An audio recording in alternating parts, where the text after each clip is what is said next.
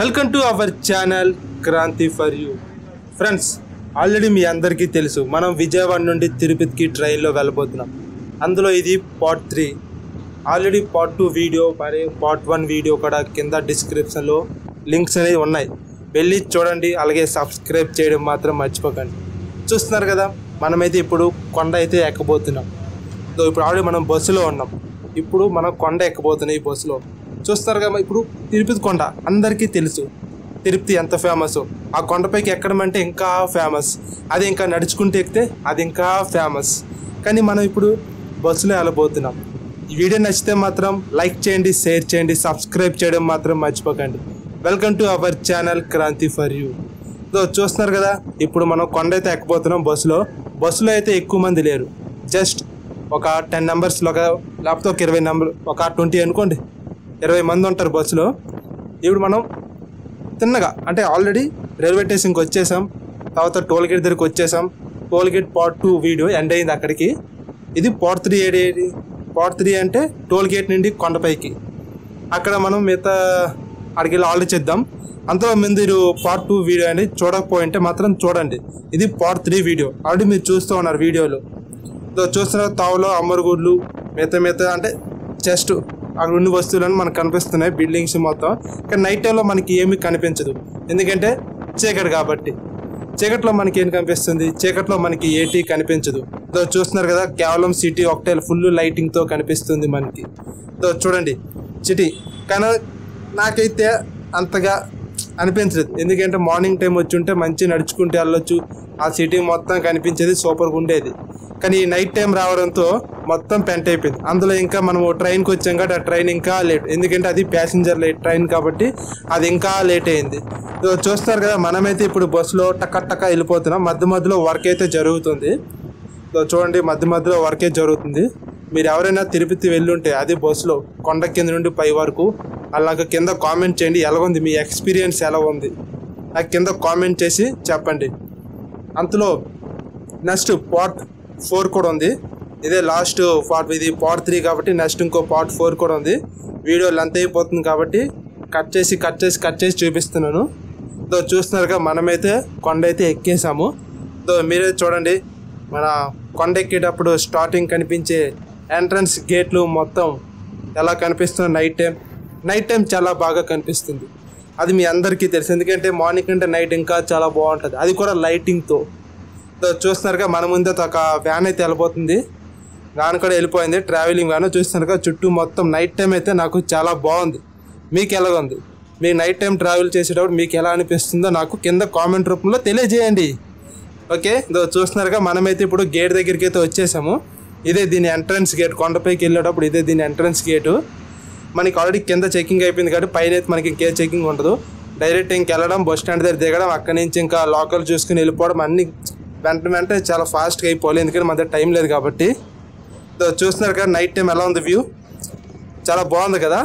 నేనైతే అనుకోలేదు, ఇప్పుడు చాలా రెండోసారి నేను రావడం ఇక్కడికి. చూస్తున్నారుగా, వ్యూ అయితే చాలా బాగుంది. మన ఇప్పుడు బస్సు ఇక్కడ పెట్రోల్ ట్యాంకులు, పెట్రోలే వాటర్ ట్యాంక్ అనుకుంటా, కానీ మన బస్సు నాకైతే ఎనర్జీ లేదు.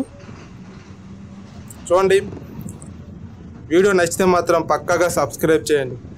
నేను ఇది ఫోన్తో తీస్తున్నాను వీడియో, ఓకేనా. ఇది గోప్రో కాదు, డిఎస్ఎల్ఆర్ కాదు, దేంతో ఫోన్తో తీస్తున్నా.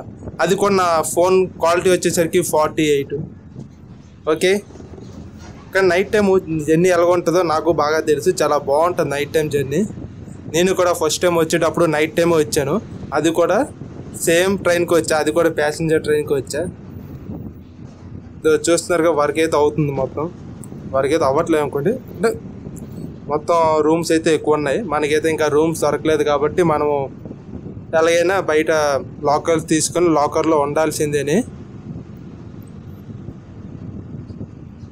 వర్క్ అవుతుంది, అక్కడ వాటర్ సప్లై కోసం వర్క్ అయితే అవుతుంది కింద. చూస్తే గొయ్యలు తీసి అక్కడ పెడతారు వాటర్వి.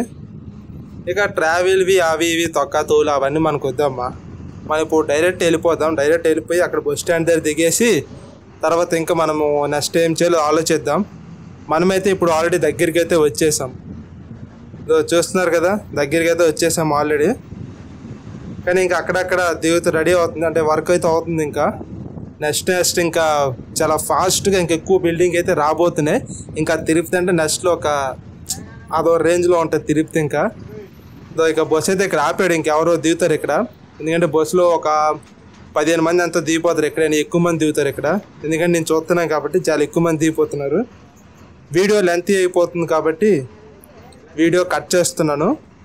చూస్తున్నారు కదా, బస్సులో ఉన్నారు అందరు దిగిపోతున్నారు. ఎక్కువ మంది ఉండట్లేదు బస్సులో ఎంతమంది ఉన్నారో అంతమంది అలా మొత్తం దిగిపోతున్నారు ఇక్కడే. కానీ మనం మాత్రం లాస్ట్ బస్ స్టాండ్ వరకు వెళ్ళాలి.